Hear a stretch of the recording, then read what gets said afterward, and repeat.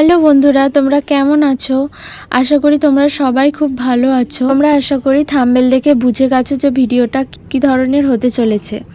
আচ্ছা, তোমাদের সাথে কি এমনটা হয়েছে যে সামনে পরীক্ষা বা পড়াশোনার অনেক চাপ, অথচ হুট করে লাইফে একটা ছোট্ট সমস্যা চলে এলো, আর তুমি বইয়ের খাতা খুলে বসে আছো ঠিকই, কিন্তু মাথার মধ্যে চড়ক গাছের মতো ঘুরছে শুধু সেই সমস্যাটা। দেখতে দেখতে একটা দিন দুটো দিন কেটে গেল, কিন্তু এক পাতাও পড়া হলো না। এরকমটা কি তোমাদের সাথে হয়েছে? কম বেশি আমাদের সাথে এরকম ঘটনা ঘটে থাকে। আমি আমার কথা বলি, যেটা আমার সাথে রিসেন্টলি ঘটলো। আমার এমএ পরীক্ষার মাত্র 2 সপ্তাহ বাকি, অথচ শুধুমাত্র একটা সামান্য টেনশনের কারণে আমার 2-3 দিন নষ্টই হয়ে গেল। আসলে সমস্যাটা হলো, কলেজে যে এক্সামের জন্য ফিস পেমেন্ট করতে হয়, আমি সাইবার ক্যাফ থেকে পেমেন্ট তো করে দিয়েছিলাম, কিন্তু কলেজ থেকে ফোন করে বলে, যেদিন করেছিলাম তার পরের দিন ফোন করে বলে যে তোমার পেমেন্ট সাকসেসফুল হয়নি, তোমার পেমেন্ট তুমি করোনি। তখন আবার টেনশন তো শুরু হয়ে যায়, কিন্তু সাইবার ক্যাফ থেকে আমাকে পেমেন্টের যে ট্রানজ্যাকশন আইডি থাকে সেটাও দিয়ে দিয়েছিল। সেটা নিয়ে আমাকে 2-3 দিন ধরে কলেজে যাতায়াত করতে হয়েছিল। সেই কারণে পড়াশোনার তো অনেকটা পরিমাণ ক্ষতি হয়েছিল। আর সব থেকে বড় ব্যাপার হলো, আমি প্রচণ্ড টেনশন করছিলাম যে আমি কি তাহলে পরীক্ষাটা দিতে পারবো না। আর এত টাকা দিয়ে পেমেন্ট করলাম, আবার কি আমাকে নতুন করে পেমেন্ট করতে হবে? তাহলে দুবার কি টাকা পেমেন্ট করা হবে? সেটা নিয়ে একটা চিন্তায় পড়ে গেছিলাম। আর আমি এতটা পরিমাণ টেনশন করি যে 2-3 দিন ধরে ঘুমোতেই পারছিলাম না। কিন্তু এই সমস্যার সমাধান হওয়ার আগে পর্যন্ত তো এটা বিশাল বড় সমস্যা বলে মনে হচ্ছিল। কিন্তু সমস্যার সমাধান হওয়ার পরেই আমার কি মনে হচ্ছিল জানো? মজার বিষয়টা হলো, কলেজ থেকে যখন সবটা ঠিক করে দিল, তখন মনে হচ্ছে এটা নিয়ে তো এত দুশ্চিন্তা করার কোনো কারণই ছিল না। আমি ফালতুই এটা নিয়ে টেনশন করেছি আর আমার পড়াশোনা নষ্ট করেছি। আসলে প্রবলেমটা ব্যাংকের ছিল। কলেজে অফিসের কিছু টেকনিক্যাল প্রবলেম ছিল, যার কারণে টাকাটা কলেজে জমা পড়ে গিয়েছিল, কিন্তু পেমেন্ট রিসিপ্ট কপিটা শো করছিল না। যার কারণে আমাদেরকে বলা হচ্ছিল যে তোমরা এখনও পেমেন্ট করোনি। কিন্তু তারপর যখন সমস্তটা ঠিক হয়ে গেল, তখন মনে হচ্ছিল যে ফালতুই এতদিন টেনশন করেছি, এর থেকে এই কদিন পড়াশোনা করলে পড়াটা অনেকটা এগিয়েই থাকতো।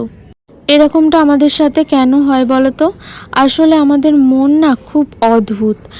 যে কোনো ছোট সমস্যাকে ও বড় করে দেখতে ভালোবাসে। একে বলে ওভার থিঙ্কিং বা অতিরিক্ত চিন্তা। আমরা বর্তমানে সমস্যাটার সমাধান খোঁজাচ্ছে, ভবিষ্যতে কি কি খারাপ হতে পারে তা নিয়ে কাল্পনিক গল্প বানাতে থাকি। আর এর সবচেয়ে বড় ক্ষতিটা হয় আমাদের পড়াশোনাতেই। কারণ পড়াশোনাই হচ্ছে একমাত্র কষ্টকর জিনিস যার ওপর সমস্ত কিছুর প্রভাব পড়ে। যে কোনো দুঃখ, কষ্ট, মানসিক চাপ, টেনশন, সব কিছুর প্রভাব সেই পড়াশোনার উপরই পড়ে। আর একটা কথা বলার ছিল যে কোনো সমস্যাই তোমার জীবনে আসুক না কেন, ঈশ্বরের প্রতি বা তোমাদের নিজেদের আরাধ্য দেবতার প্রতি ভরসা রাখা অত্যন্ত প্রয়োজন। আমি আমার ঈশ্বরের উপর প্রচণ্ড ভরসা করি, কিন্তু এক সময় মনে হয় যখন এই সমস্যাগুলো আমার সামনে এসে উপস্থিত হয়, তখন আমার মনে হয় হয়তো ঈশ্বর আমার সাথে এরকমটা কেন করছে, অন্যদের সাথে কেন করছে না, খালি আমার সাথে এই প্রবলেমটা কেন হচ্ছে। প্রথমে তো ঈশ্বরের ওপরই দোষ দিতে ইচ্ছা করে, কিন্তু যখন এই সমস্যাটা মিটে যায়, তখন আমি রিয়েলাইজ করতে পারি যে কিছু না কিছু একটা ভালো কিছু ঘটেছে, বা কিছু না কিছু আমি শিখতে পেরেছি। এটা আমার প্রত্যেকবারই মনে হয়েছে। আবার আমার সাথে এরকমও হয়েছে জানো তো, যে কোনো একটা বিষয় নিয়ে হয়তো আমার প্রচণ্ড দুশ্চিন্তা হচ্ছে, টেনশন হচ্ছে, বা আমার প্রচণ্ড কষ্ট হচ্ছে, মানসিক চাপ সৃষ্টি হয়েছে। তখন আমি ঈশ্বরকে বলি যে আমার এই দুশ্চিন্তা প্লিজ কমিয়ে দাও, আমার যে সমস্যা হচ্ছে সেগুলো প্লিজ মিটিয়ে দাও। এই প্রার্থনা করার পর দেখি যে পড়াশোনা বা অন্য কাজের প্রেশার এত বেড়ে গেছে যে আমার যে কষ্ট হচ্ছিল, দুঃখ হচ্ছিল, দুশ্চিন্তা হচ্ছিল, সেটা একদমই কমে গেছে। সেটা নিয়ে ভাবার একদমই সময় পাচ্ছি না। তাই কাজের মধ্যে থাকাটা অত্যন্ত জরুরি। কাজের মধ্যে থাকলে, কাজের প্রেসারের মধ্যে থাকলে দুঃখ, কষ্ট, টেনশন সব কিছুই কমে যায়। ঈশ্বর আমাদের এটা বুঝিয়ে দেন। তাই ঈশ্বরের ওপর ভরসা রাখা অত্যন্ত প্রয়োজন। তাই আমি এটা শিখতে পেরেছি যে যে প্রবলেমই সৃষ্টি হোক না কেন, সেটা যদি তোমার হাতে না থাকে তাহলে তুমি সেটা নিয়ে একদমই টেনশন করো না। তুমি শুধুমাত্র তোমার কাজটা করে যাও, সেই প্রবলেমটা, সমস্যার সমাধান অবশ্যই হয়ে যাবে। কারণ সমস্যা সৃষ্টিই হয়েছে সমাধানের জন্য। শুধুমাত্র এই সমস্যার জন্য তুমি তোমার পড়াশোনা, নিজের কাজ একদমই বন্ধ করে দিও না।